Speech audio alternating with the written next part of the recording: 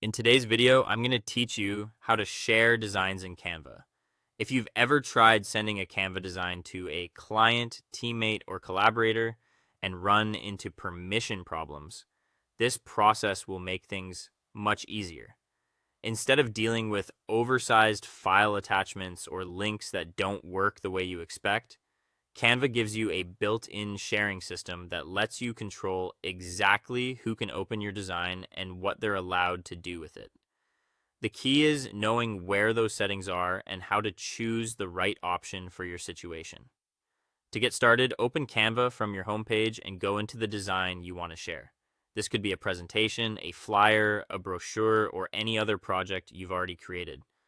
From your recent designs or project list, open the correct file so it's fully loaded in the editing workspace. It's always a good idea to make sure you're inside the right version of the design before you share anything, especially if you've created multiple drafts. Once the design is open, look to the top right area of the Canva editor. You'll see the share button there. Click that to open Canva's sharing panel. This is where all of your link and access settings are managed.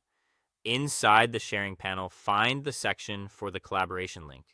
You'll usually see a default setting that limits access, often something like only you can access it. Click that dropdown and change it to anyone with the link if you want people to be able to open the design without needing special access through your private Canva setup. This is the setting most people use when sharing with clients or external collaborators. Next, choose the permission level.